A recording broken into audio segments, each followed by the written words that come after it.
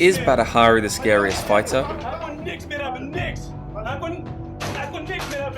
They say that rage and anger is not good for fighting, but that's not exactly true for this fighter.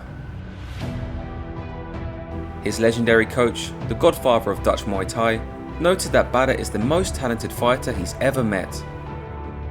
With nearly a 90% knockout ratio, that puts him in one of the scariest hitters of all time category. But outside of the ring, this man is just as scary. He has 8 criminal assault charges against him.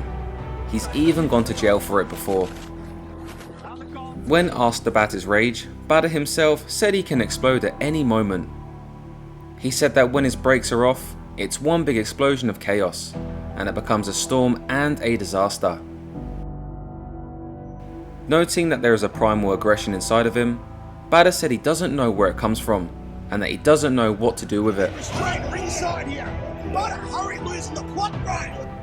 Fight fans, welcome back to another episode of Striking Breakdowns. In this episode, we explore the notorious moments of Badr Hari, the bad boy of kickboxing. The most notorious moment everyone knows Hari for is his press conference with Peter Graham, an Australian kickboxing legend. At the conference, the 22-year-old Hari refused to shake Graham's hand and then called him an amateur. Graham took an issue with Hari, claiming that he'd be a champion for the next 20 years. Hari then insulted the Australian champion by saying that he's 30 years old.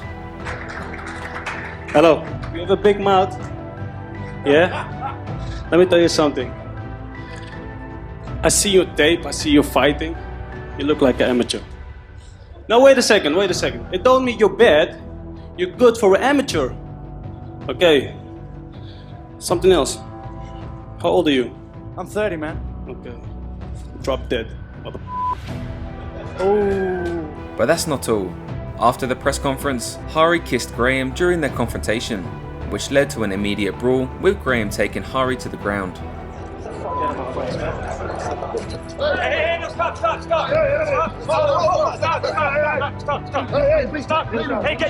During the legendary fight, Graham landed what would forever be known as the Rolling Thunder knockout. This was achieved by chucking a throwaway overhand and then throwing his body into a spinning drop-down kick.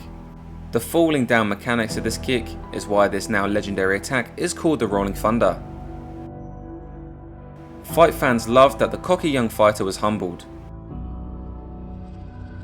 And in his next fight against Ruslan Karayev, another unfortunate event happened for Hari. When Hari slipped in the corner and fell to the ground, he got hit with an illegal kick. He got up late during the count and the referee counted him out. Naturally, Hari was very angry and his corner protested, with everyone refusing to leave the ring until they were escorted out by the officials. Hari was then filmed smashing everything backstage after the fight. After 2 prolific losses back to back, this was enough to stop the momentum of any rising fighter, but not Badr Hari. He will go on a 7-fight win streak, avenging both of these losses and capturing the K1 heavyweight title all within a year. After going through many tough moments in the fight against Ruslan Karayev, he knocked out his rival with one punch.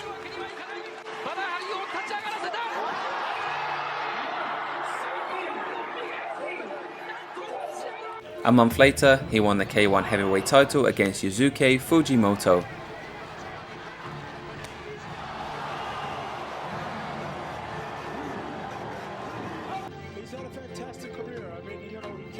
Then 4 months later, Hari won a decision victory against Peter Graham.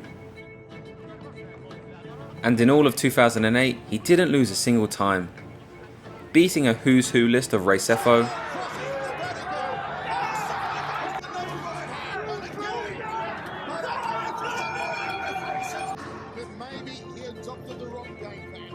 Globe Feitosa,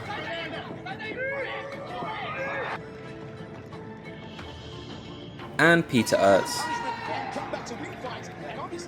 This was one of the greatest comebacks that combat sports had ever seen.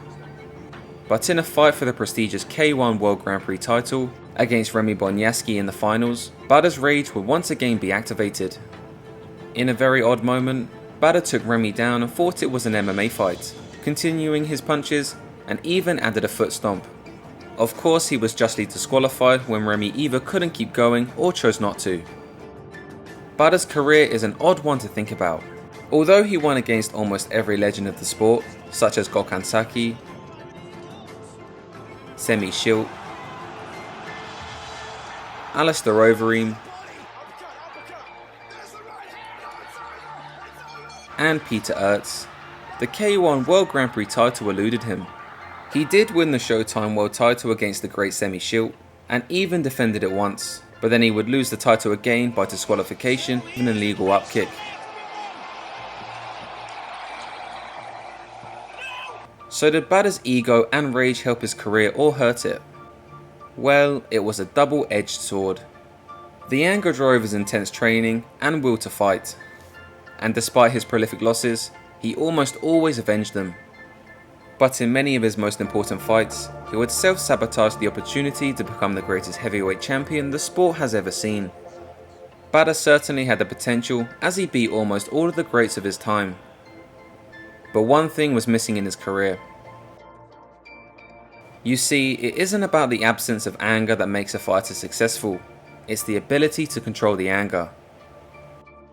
Fighters like Buakaw and Saenchai harness their anger to their advantage, and while Badr does plenty of that, he also lets anger take over in the most important moments, and because of that, he loses an opportunity to win or retain great titles. Since these unfortunate events, and after his legal troubles, Badr seems to have turned around and matured. Despite being on a losing streak since 2016, he is still one of the best fighters in the world. Badr could have won all of his fights recently, but he would lose the fights either due to an accident or in a moment of miscalculation. Personally, I'm rooting for this man. Since he's been training with the great Saeed El Badawi, it seems like Badr has matured a lot and is now able to control his emotions. If Badr can show the ability to change and evolve as a human being, that truly represents the power of martial arts. If he can once again win a major world title, all the while showing true humility, he will have the greatest comeback story the sport has ever seen. If you enjoyed this episode, please do watch another episode of Striking Breakdowns. I'm Lawrence Kenshin, and thank you for keeping our channel alive.